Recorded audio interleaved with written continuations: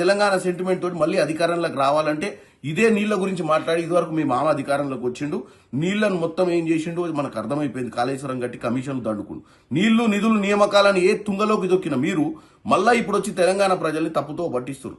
ఎవరు పోయి రాయలసీమకు పోయి రాయలసీమను రత్నాల సీమ చేస్తా అన్నది ఎవడు పోయిండు? బేసిజాలొద్దు, బేసిన్లొద్దు, బేసిజాలొద్దు, 3000 టీఎంసీలు గోదావరి నీళ్ళు పోయి సముద్రంలో కలుస్తుంది అన్నది మీ మామగారు కాదా? ఇలా బనకచర్ల గురించి నువ్వు మాట్లాడుతున్నావు. దానికి ఆద్యం పోసిందే మీ మామ. ఆ రోజు మిగులు జలాలు బాగున్నాయి, దాంట్లో వరద జలాలు ఎక్కువ ఉన్నాయి, 3000 టీఎంసీలు పోయి సముద్రంలో కలుస్తున్నాయి గోదావరి మీద, మీరు ఏమైనా చేసుకోండి అని చెప్పొచ్చిండు చేపల పులుసు తిని. కాబట్టి ఈరోజు చెప్పేది ఏంటంటే మాకు చిత్తశుద్ధి ఉంది. మేము టోటల్గా ప్రాజెక్టులు కృష్ణా జలాల మీద 299 టీఎంసీలు ఇప్పుడు ఉంది.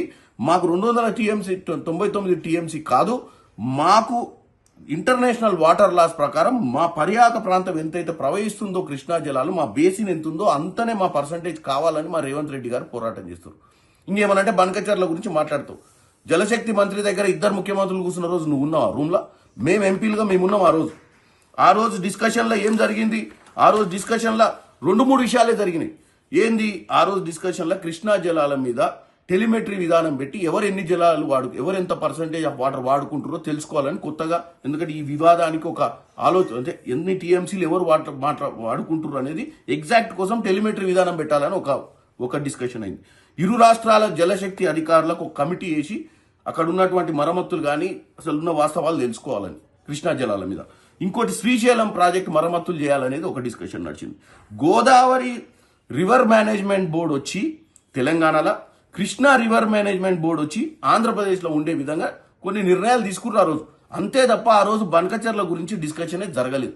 కానీ నువ్వు ఎప్పటికప్పుడు ఈ విషయం ఈ రోజు కాదు, ఈ విషయం ఆ రోజు ముఖ్యమంత్రి గారు చెప్పిర్రు, ఇరిగేషన్ శాఖ మంత్రి ఉత్తమ్ కుమార్ రెడ్డి గారు కూడా చెప్పారు. కానీ పదే వచ్చి బనకచర్లను తీసుకొచ్చి తెలంగాణ సెంటిమెంట్ కాకెత్తనికే రేవంత్ రెడ్డి గారికి చంద్రబాబు సంబంధాన్ని అంటగట్టుడు, లేదా మా ఇరిగేషన్ మంత్రిని ఎప్పటికప్పుడు పాలమూరు రంగారెడ్డి విషయంలో కానీ ఇంకే విషయాలలోనూ తెలంగాణ ప్రజలకు ఏం తెలియదని తప్పుడు ప్రచారం చేస్తున్నావు.